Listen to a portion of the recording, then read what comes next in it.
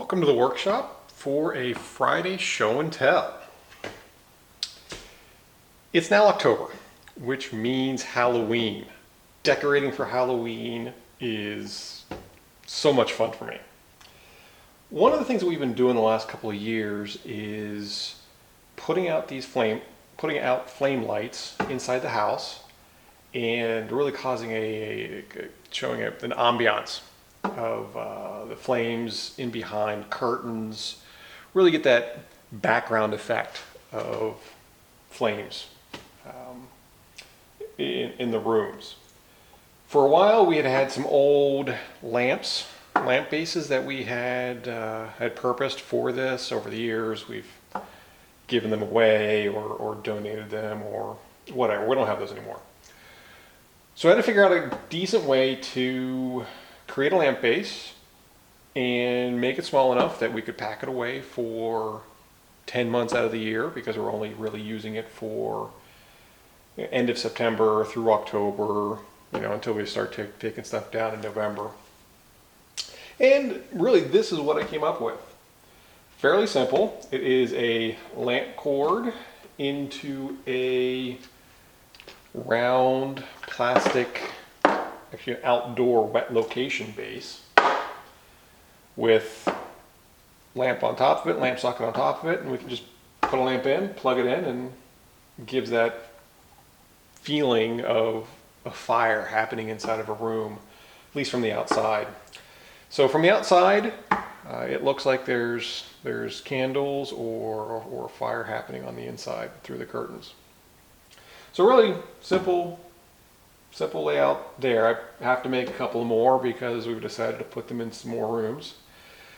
The lamp LEDs, the flame lamps, fairly easily to come across. If you search on Amazon, there's a bunch of them out there. Creates the flame effect. The adapter here, and there's also it's mostly made for a watertight or a wet location bung that just to help seal up the connection. Really just makes for a nice straight leaf on that cable. So not only do we have the short ones like that, but I also created a couple of stand lamp holders. These started out as, I think, Sony speaker stands. Definitely were speaker stands. I think they were Sony brand. The top had just either 1/4 inch or a 6mm screw thread on it. Cut that off and welded in a lamp thread nut into it, painted it up, and then installed the socket on top of it. Here the socket has the on-off switch on the lower base. It's on the cord, but decided to keep it up near the lamp on this one. And it is extendable. It was originally based for a speaker stand, but it works out very nice for this, in like the dining room where the window's a little higher. We can set this off to the side and it really be unobtrusive to normal day-to-day activities. So that it's easy enough to wire in. The hardest part really was welding on that nut. Not a whole lot to that. So we have these come on about sunset and then turn off about, I think, 11:30, just to have them turned off, not using any electricity. Not that they're using much anyhow. We've automated them using the Z-Wave controls. This one's actually an outdoor-based unit, so we reuse these for Christmas lights around the house, outside, but they work just as well inside for these lights. So out of curiosity, I'm curious to know how much current wattage this thing's drawing. So kilowatt, easy way to tell. Plug that in, let it turn on. showing 124 volts.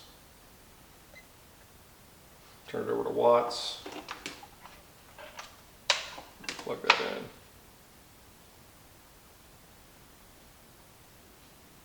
So we're showing about 5.5 watts of electricity being used. 5.2, 5.1. So really low wattage bulbs. And we run it for sunset to about 11:30 at night. So yeah, I'm going to make a couple more of those up. I really want to make a couple more of these stands up as well, but I have not found inexpensive speaker stands in the area. The two that I have was given to me by my brother, thank you very much, and they got repurposed quite nicely as these light stands, and I am very happy on the way these turned out. So I'll have to make a couple more of these, and thank you for joining. Please like and subscribe. If you have any comments or questions, please list them in the comments below. See you. Thank you.